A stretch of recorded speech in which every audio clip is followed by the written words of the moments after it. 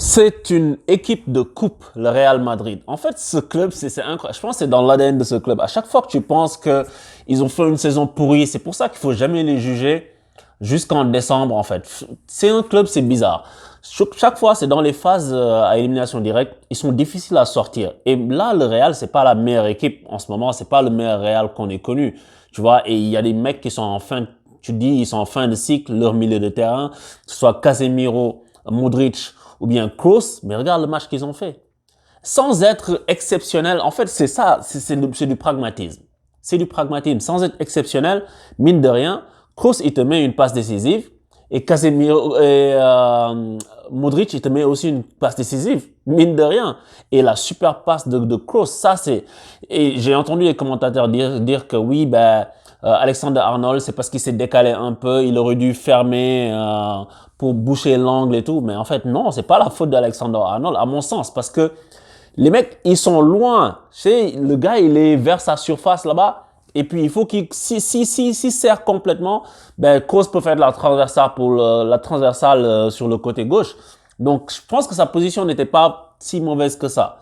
C'est que le défenseur central n'a pas su lire la trajectoire et s'est fait prendre. Si tu as un très bon défenseur central, tu prends pas peut-être ce but-là. Mais je pense que c'est l'action, elle est très bien menée. Et les rondements menés, et puis Vinicius vient faire un superbe contrôle poitrine pour se l'amener contrôle orienté dans la course et puis mettre au fond des filets. C'est un magnifique but. C'est un magnifique but. Et après, Vinicius qui te met un doublé, bravo Vinicius, très critiqué, très décrié, tout le monde lui tape dessus, que ce soit les fans du Real, que ce soit les fans des autres équipes, parce que ce mec fait office de tout droit, alors que il est pas mauvais. C'est vrai que dans la finition, il est pas top, mais aujourd'hui, il a pu mettre un doublé qui permet au Real de prendre une très belle avance. Et Liverpool, de leur côté, en fait, je trouve que Liverpool est tombé dans un faux rythme. Ils se sont fait endormir, complètement anesthésiés. Et tu sais, les gars disent, ouais, on n'a pas vu le Liverpool de transition. Mais mec, c'est normal. Pour deux raisons. La première raison, c'est pas normal. La première raison, c'est qu'ils sont entrés dans le match avec pas l'intensité qu'on leur connaît. Tu sais, quand tu as un milieu de terrain, souvent Milner, Henderson qui mettent la niaque, etc., t'as pas ça à Liverpool. Wijnaldum aussi, il le fait. Mais aujourd'hui, t'as pas eu ça. T'as eu un Naby Keita qui était un peu perdu et d'ailleurs, il a été sorti en premier mi-temps pour ça. Ça te montre que le coach, il était vraiment pas satisfait. Mais Liverpool, ils ont manqué d'intensité, oui, mais ils pouvaient pas faire de transition parce que Real était bas. Le Real a joué en contre. Le Real s'est mis bas. Il défendait en 4-5-1 avec le seul Benzema en pointe. Donc ça veut dire que une fois qu'ils ont perdu le ballon, ils avaient des sécurités et puis ils revenaient très vite d'ailleurs. Mais tu peux pas faire de transition rapide. Et les équipes le savent. Que quand tu joues contre Liverpool et que tu ne leur donnes pas d'espace dans la profondeur, un mec comme Salah, il a beaucoup de mal. Salah a pas été bon. Mané a pas été bon. Le milieu de terrain, Keita n'avait pas été bon. Et puis la défense centrale a été pas bonne du tout. Donc il y a beaucoup de gens qui n'ont pas été bons à Liverpool pour que cette équipe espère quelque chose aujourd'hui face au Real. Et c'est ça qui s'est traduit, quoi. Parce que moi, tu sais, et Klopp, il met du temps à mettre comment il s'appelle? Il met du temps à mettre Firmino, je trouve. Parce que Firmino, il doit rentrer beaucoup plus tôt dans le jeu. Surtout si tu as un jeu où tu as une équipe qui est assez regroupée. Il faut que Firmino revienne, descendre pour construire parce que Jota, il a un jeu plus direct que Firmino. Donc Firmino aurait pu servir d'élément pour aspirer un peu la défense centrale du Real et pour permettre à des gens de prendre la profondeur. Ce que le Liverpool n'a jamais su faire. Liverpool n'a jamais su combiner comme il faut, à part en début de deuxième mi-temps. Quand ils sont allés en mi-temps, quand ils sont revenus et que j'ai vu les joueurs sur la touche en train de courir, de s'échauffer, j'ai dit, je sens que Liverpool va faire un très gros début de deuxième mi-temps. Et ça n'a pas loupé, ils ont marqué dans les premières minutes. C'est pas un hasard parce que ils sont venus à beaucoup plus de détermination. Mais en même temps, ça les a pas empêchés de s'endormir aussi. Donc même s'ils ont été déterminés, ils ont fini par perdre le fil. Et je pense que c'est ça qui a joué du tour aujourd'hui. Il y a eu plein de choses qui n'ont pas fonctionné dans ce Liverpool. Et je pense que la première chose, qui est leur identité première, c'est l'intensité qu'ils n'ont pas eu.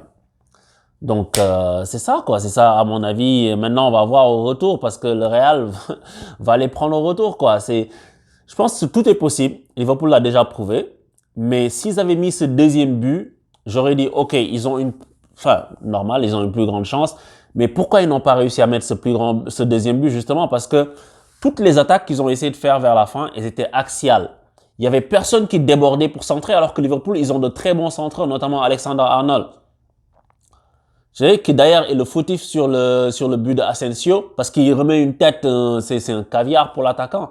Mais il s'est racheté avec l'occasion qu'il sauve en deuxième mi-temps. Donc on va dire qu'il se rachète, mais c'est excellent centreur, mais il n'a pas été dans son rôle aujourd'hui.